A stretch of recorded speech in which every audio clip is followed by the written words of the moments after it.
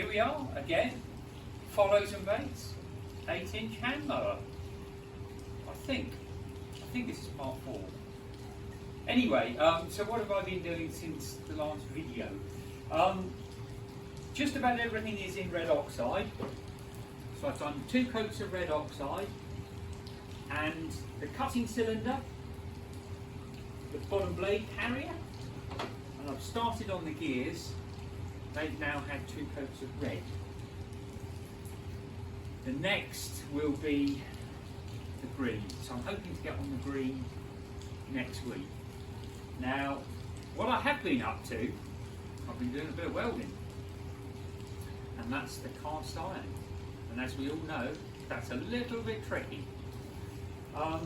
So, I've done the roller, and I've done one of the adjusters for the cylinder that was broken. I've also done a gear as well. But anyway, so the roller is under here. Do you want to see it? Let's have a look. So here we are, my camera lady zooming in.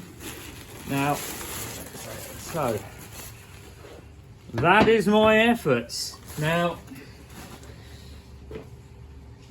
what I did, it's turned out, I think, okay. What I did this time, I don't normally do it, but I welded it hot. So I heated the roller up, and I just, I literally tack welded it. And obviously I've used an arc welder here, that's what I've used. And I set it at just under 120 amps. I used these, they're called Supercast, I got these out. I think they're 2.5mm Supercast, which is obviously suitable for cast iron welding.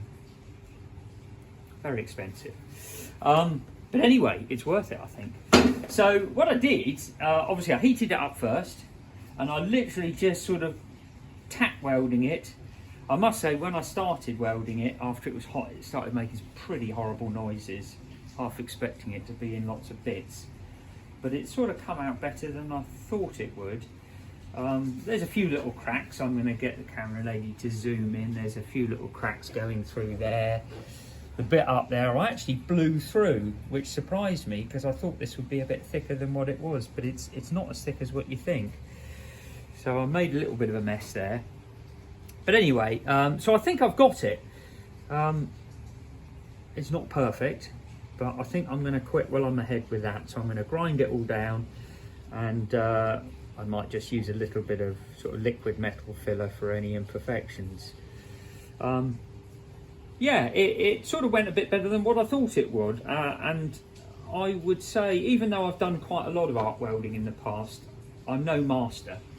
But what I would say, if anybody's done arc welding, with these modern type rods, and patience, I think, that's the key with it, it's worth having a go because, yeah, I don't think it was terribly difficult. And no doubt if you'd have taken it to a professional welder, it would have cost you an awful lot of money. So I quite enjoyed doing it.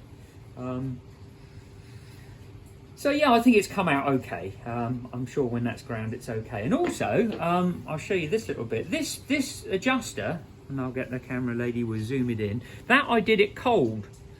Didn't heat it up. And again, I think once I've ground it, it's okay. And in the past, somebody's repaired it before there. Done a good job on it. I think, I'm not sure whether that is brass or not. I'm not sure anyway, but it's a 3-piece item if you want to call it that. So yeah, so that's done. So I'm hoping next week to prepare the roller for painting. I think that's it for the, yeah, that's more or less it for the welding. And then I'm going to get onto the green paint. Do 2 coats of green paint. I've got that, so I can get cracking with that. The grinding's all finished, as you saw, so I did finish that off. The bottom blade's been done, and the cutting cylinder has been ground. The woodwork on it, these are obviously not the original rollers, but I quite like them because they've got a sort of, yeah, they've got a bit of age to them. So I think I'm going to probably leave the front rollers as they are. Clean them up a little bit. The handle grips, I think those are file handles. They're definitely not the original ones. But again, the colours sort of, they look quite right. And originally, the original handles, they wouldn't have been file handles, but they would have probably been sort of that onwards. It wouldn't have had this bit. So I think what I might have a go at, being they've got that sort of nice patina look about them, I might just cut the end of that off and just modify them a bit, because I think they might look all right, and they have that sort of age with them, so I think they'll be all right. So that's something I'm going to do. I don't think I'll probably get that done next week, but I think I'm going to concentrate on the roller and getting the green paint down. I've got to do a little bit more cleaning up on some of the nuts and bolts. You can see I've started cleaning those. I'm keen to keep all the original nuts and bolts, because when you look at them, they're always nice chunky Whitworth nuts and bolts, and you know, you can get sort of UNCs very similar. You could replace them with that, but you've got these nice chunky heads which are rather nice. So I think they're nice. So we're gonna stick with those. So anyway, there you go. I think that's about it for this video. I hope you enjoyed it. The next video probably be just after Christmas, I guess. Give me a bit of time to crack on. So I'd like to wish everybody, the viewers, a happy Christmas, and hope you enjoyed the video. And I will see you on the next video, hopefully with some progress. Thanks for watching.